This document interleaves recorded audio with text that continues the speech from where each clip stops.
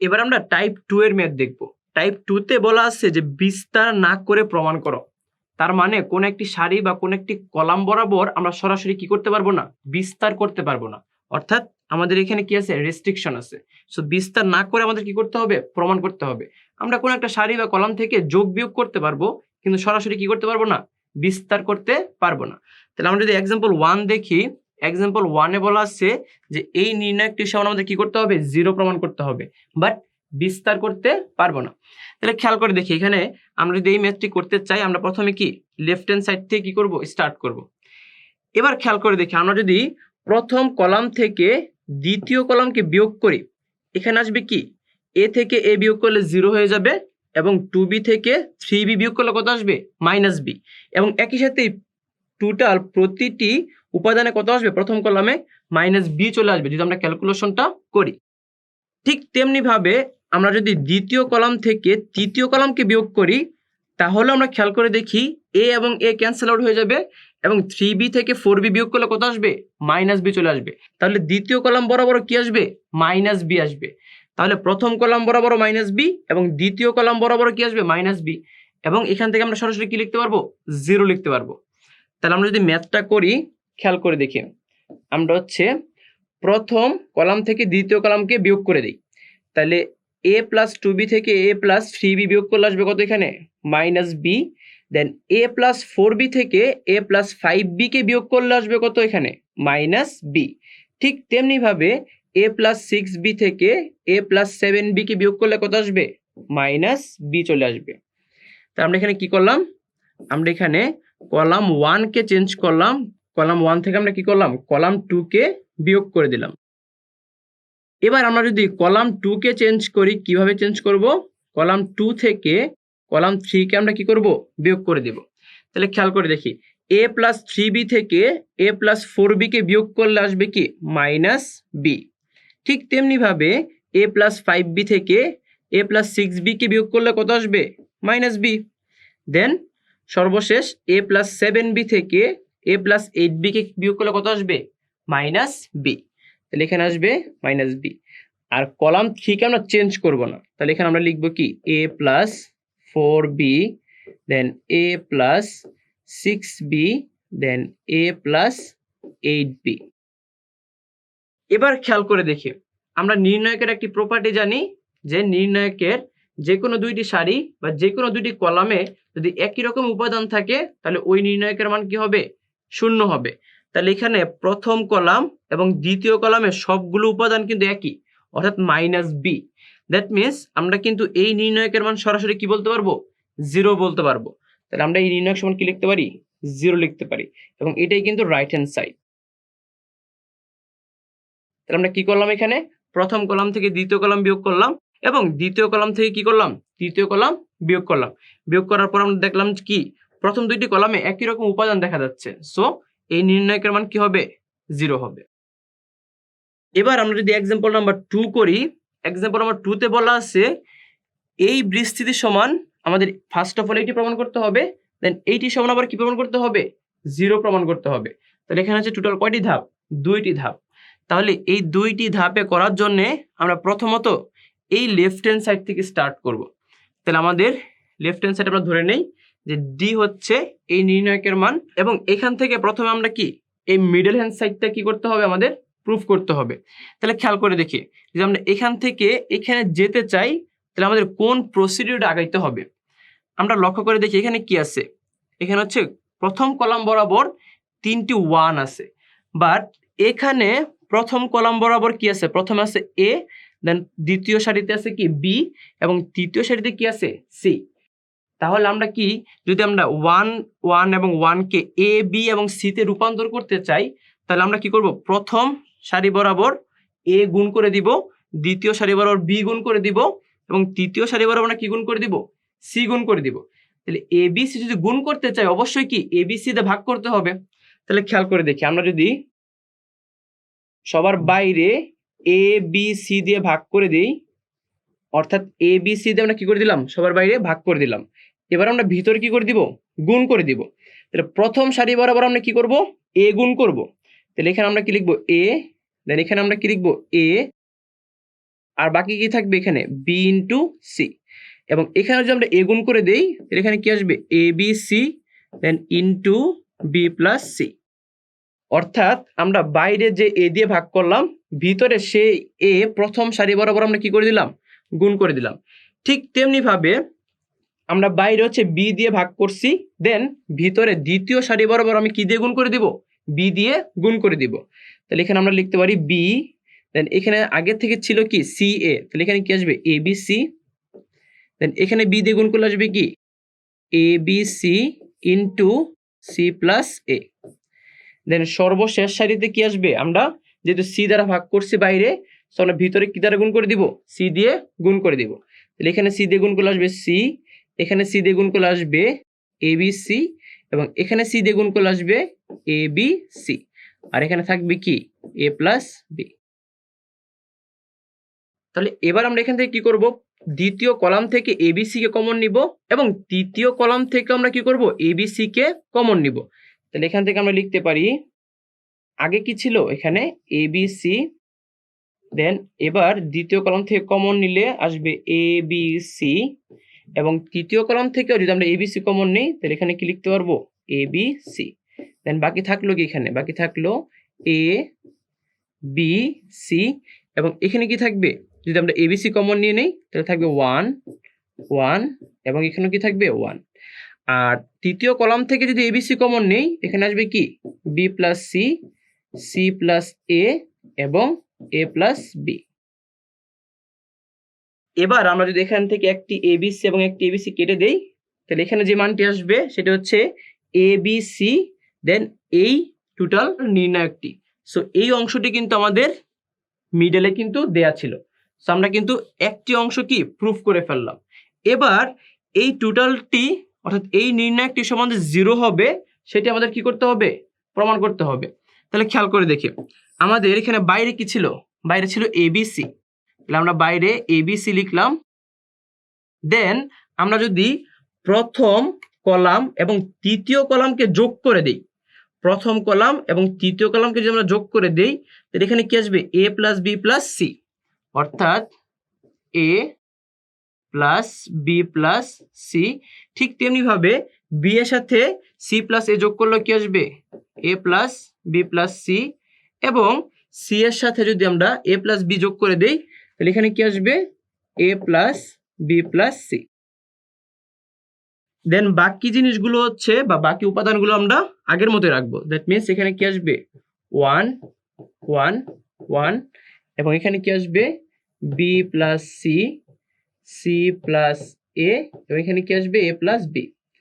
আমরা কি চেঞ্জ করলাম, আমরা প্রথম কলামের সাথে তৃতীয় কলাম যোগ করে দিলাম, অর্থাৎ কলাম 1 কে আমরা চেঞ্জ করলাম।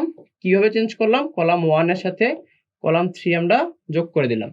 এবার খেয়াল করে দেখি আমরা এখান থেকে লিখতে পারি এ বি সি, এবং এই প্রথম কলাম থেকে আমরা যদি A plus B plus C common নেই, অর্থাৎ A plus B plus C কে কমন নেই, তাহলে প্রথম কলাম বরাবর কত চলে আসবে 1 1 এবং 1।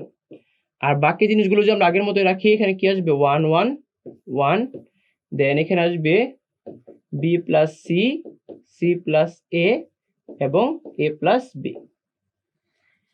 এবার খেয়াল করে দেখি এখানে কিন্তু দুইটি কলামের মান কিন্তু সেম। তাহলে আমরা নির্ণায়কের প্রপার্টিজ কি জানি, আমরা নির্ণায়কের প্রপার্টি জানি যে কোনো দুইটি কলাম বা যে কোনো দুইটি সারি বরাবর যদি একই উপাদান থাকে তাহলে ওই নির্ণায়কের মান কত হয়, 0 হয়। তাহলে আমরা এই ভ্যালুটাকে সরাসরি কি বলতে পারবো, 0 বলতে পারবো। তাহলে আলটিমেটলি সব উপাদান কি হয়ে যাবে, এখানে 0 হয়ে যাবে, এবং এটাই কিন্তু আমাদের কি প্রমাণ করতে বলা হচ্ছিল। সো আমরা হচ্ছে এখানে প্রথম পার্টটি থেকে প্রথম অংশ থেকে দ্বিতীয় অংশ প্রমাণ করলাম, এবং দেন এখানে আমরা কি করলাম দ্বিতীয় অংশ থেকে 0 প্রমাণ করলাম। এবার তাহলে আমরা এক্সাম্পল নাম্বার 3 তে যাই। এক্সাম্পল নাম্বার 3 তে বলা আছে যে এই নির্ণায়কটি সমান আমাদের এই নির্ণায়কটি প্রমাণ করতে হবে। তার মানে খেয়াল করে দেখি এখানে এক্সটা এ এবং এক্সটা বি কিন্তু দ্বিতীয় এবং তৃতীয় কলামে আছে, বাট আমাদের যে রাইট হ্যান্ড সাইডে কিন্তু এখানে এক্সটা কোনো এ বা বি কিন্তু নেই। সো আমাদের কিন্তু এবার এই প্রমাণটি কি করতে হবে, এখানে করতে হবে, বাট বিস্তৃতি করা যাবে না। তাহলে আমরা প্রথমে লেফট হ্যান্ড সাইড থেকে স্টার্ট করব। এখন আমরা এখান থেকে কিভাবে ম্যাথটা আগাবো, খেয়াল করে দেখি, আমরা জানি যে যে কোনো একটি কলাম বা যে কোনো একটি সারি বরাবর যদি একই উপাদান যোগ বা বিয়োগ অবস্থায় থাকে তাহলে এদেরকে আমরা আলাদা নির্ণায়ক আকারে কি করতে পারি, প্রকাশ করতে পারি। তাহলে এবার এখানে আমরা যদি দ্বিতীয় কলাম নিয়ে একটু চিন্তা করি, দ্বিতীয় কলামে x1 x2 এবং x3 সাথে প্লাস a কি অবস্থায় আছে, যোগ অবস্থায় আছে। সো এবার আমি যদি তাদেরকে আলাদা নির্ণায়ক আকারে প্রকাশ করি তাহলে এখান থেকে আমরা কি লিখতে পারবো, এখানে আমরা লিখতে পারবো 1 1 1 এবং প্রথম আমরা কি লিখবো x1 x2 এবং x3। দেন আমরা হচ্ছে এটাকে লিখবো না, একে আলাদা নির্ণায়ক আকারে কি করবো, আমরা প্রকাশ করব। তাহলে এখানে কলাম 3 তে কি আছে, কলাম 3 তে আছে y1 plus b y2 plus b দেন y3 প্লাস b। আর আমরা যদি এবার আলাদা নির্ণায়ক আকারে প্রকাশ করি এখানে কি আসবে 1 1 1। দেন এখানে প্রথম আমরা কি লিখলাম, প্রথম আমরা লিখলাম x1 x2 x3। তাহলে বাকি থাকলো কি, এখানে বাকি থাকলো a a এবং a। আর এখানে আমরা আগের জিনিসগুলোই লিখবো, অর্থাৎ y1 plus b y2 plus b এবং y3 প্লাস b। এবার খেয়াল করে দেখি, এবার আমরা যদি এই নির্ণায়কটি নিয়ে একবার চিন্তা করি, এই নির্ণায়কের তৃতীয় কলামে আবার y1 y2 এবং y3 সাথে কিন্তু একই উপাদান অর্থাৎ b যোগ অবস্থায় আছে। সো এদেরকে যদি আমরা আলাদা নির্ণায়ক আকারে প্রকাশ করি তাহলে এবার আমরা কি লিখতে পারবো, এখান থেকে আমরা লিখতে পারবো 1 1 1 দেন এখানে আমরা কি লিখবো x1 x2 x3। দেন আমরা যদি একে আলাদা করে দেই তাহলে আমরা এখানে লিখতে পারবো y1 y2 এবং y3 দেন প্লাস প্রথম দুই কলাম আগের মধ্যে থাকবে, দ্যাট মিনস 1 1 এবং 1। এখানে কি থাকবে x1 x2 এবং x3, কিন্তু তৃতীয় কলামে y1 y2 y3 কিন্তু আমরা একবার লিখে ফেলছি। সো এখানে কি থাকবে b b এবং b। সো এখানে আমরা লিখতে পারি b b এবং এখানে কি লিখতে পারি b। তাহলে আমরা এই অংশটুকু থেকে কিন্তু এই অংশটুকু পেয়ে গেছি। এবার আমরা যদি এই অংশটুকু নিয়ে একবার চিন্তা করি তাহলে খেয়াল করে দেখি, এখানে কিন্তু আমরা দ্বিতীয় কলাম থেকে a কমন নিতে পারি। সো আমরা যদি এখানে দ্বিতীয় কলাম থেকে a কে কমন নেই তাহলে আমরা কি লিখতে পারবো, এখানে 1 1 1 দেন এখানে কি a কমন নিলে কি চলে আসবে 1 1 1 চলে আসবে। তাহলে আমরা বাকি কি থাকলো, এখানে y1 plus b y2 plus b দেন y3 প্লাস b। তাহলে যেহেতু এই নির্ণায়কের মধ্যে দুইটি কলামের মান একই অর্থাৎ 1 1 1 1 1 1, সো এই নির্ণায়কের মান কত হয়ে যাবে, এখানে 0 হয়ে যাবে। আচ্ছা এখানে কিন্তু সমান চিহ্ন না, এখানে কি চিহ্ন ছিল, এখানে হচ্ছে প্লাস চিহ্ন ছিল। সো আমরা এখানে প্লাস চিহ্ন দিব। এবার তাহলে আমরা কিন্তু এই অংশটি নিয়ে আর কাজ করব না, এবার আমরা কাজ করব জাস্ট এই অংশটুকু নিয়ে। খেয়াল করে দেখি আমাদের কিন্তু প্রমাণে যেই অংশটুকুর কথা বলা আছে সেই অংশটুকু কিন্তু আমরা পেয়ে গেছি।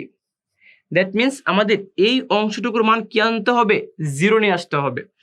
তাহলে এবার আমরা এই অংশটুকু রেখে দিব, অর্থাৎ 1 1 1 দেন x1 x2 x3 y1 y2 y3। এবার আমরা যদি এখান থেকে b কমন নেই তাহলে এখান থেকে লিখতে পারি b ইন্টু 1 1 1 দেন x1 x2 x3 দেন এখান থেকে যদি b কমন নিয়ে থাকি তাহলে এখানে কি আসবে 1 1 1 চলে আসবে। কিন্তু আমাদের এই অংশটি কিন্তু টোটালটি কি 0 চলে আসলো, সো আমরা এখানে আর লিখবো না। এবার খেয়াল করে দেখি, এই যে আমরা এই পোর্শনটুকু পেলাম, এই পোর্শনে প্রথম কলাম এবং তৃতীয় কলামের উপাদান কিন্তু সেম। তার মানে আমরা এখানে কি এই উপাদানকে কি বলতে পারবো, এখানে 0 বলতে পারবো। তাহলে আমাদের বাকি থাকলো কি, আমাদের বাকি থাকলো শুধুমাত্র এই অংশটুকু, এবং এই অংশটুকু কিন্তু আমাদের রাইট হ্যান্ড সাইডে দেয়া আছে। সো এটাই কিন্তু আমাদের কি প্রমাণিত, অর্থাৎ এই অংশটুকু কি হবে, রাইট হ্যান্ড সাইড হবে। এবার আমরা এক্সাম্পল 4 দেখব। এক্সাম্পল 4 এ বলা আছে যে এই নির্ণায়ক সমান আমাদের কি প্রমাণ করতে হবে, 0 প্রমাণ করতে হবে, কিন্তু বিস্তার করা যাবে না। তাহলে এবারও যদি আমরা লেফট হ্যান্ড সাইড থেকে স্টার্ট করি তাহলে খেয়াল করে দেখি লেফট হ্যান্ড সাইডে কিন্তু অনেক ভগ্নাংশ জিনিসপত্র আছে। সো 1/a আছে, 1/b আছে এবং কি আছে 1/c আছে। এখানেও কি আছে 1/a, 1/b, 1/c।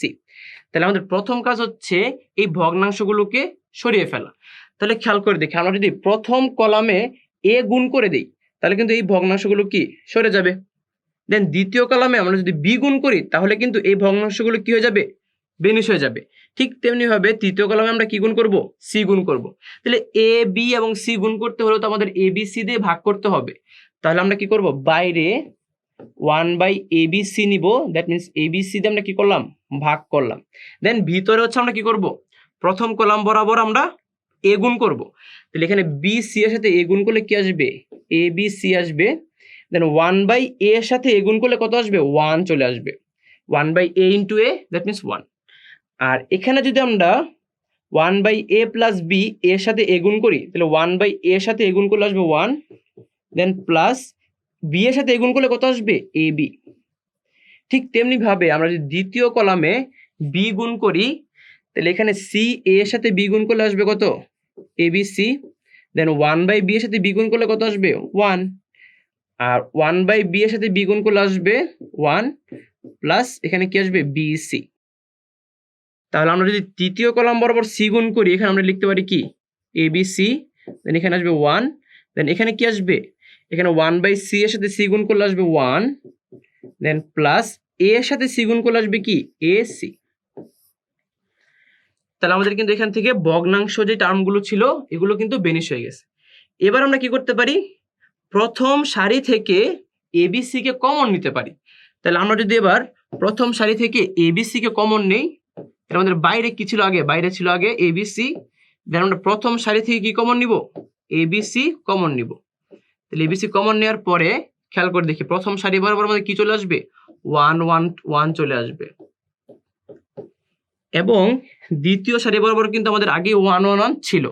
সো দ্বিতীয় সারি বরাবর হবে কি 1 1 1।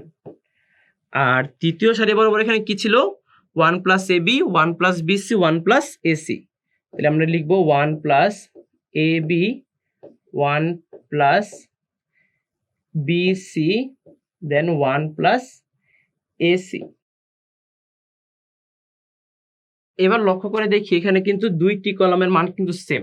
দ্যাট মিন্স এই নির্ণয়কের মান কি হয়ে যাবে, 0 হয়ে যাবে। অর্থাৎ আমরা এই নির্ণয়কের মান কি লিখতে পারবো, 0 লিখতে পারবো। অর্থাৎ আমাদের ওভারঅল কত চলে আসবে, 0 চলে আসবে। এবং এটি কি আমাদের রাইট হ্যান্ড সাইডে ছিল, দ্যাট মিন্স এই 0 হবে কি রাইট হ্যান্ড সাইড। তাহলে আমরা কি করলাম, প্রথমে ভগ্নাংশগুলোকে সরানোর জন্য abc দিয়ে ভাগ করলাম এবং ভিতরে প্রথম কলামে a গুণ করলাম, দ্বিতীয় কলামে b গুণ করলাম এবং তৃতীয় কলামে কি গুণ করলাম, c গুণ করলাম। দেন হচ্ছে আমরা প্রথম সারি থেকে abc কমন নেওয়ার পরে আমরা দেখলাম যে প্রথম সারি এবং দ্বিতীয় সারির মান কি হয়ে যায়, সেম হয়ে যায়। দেন আমরা নির্ণয়কের মান কি লিখলাম, 0 লিখলাম। এবং এটি হচ্ছে কি প্রমাণিত।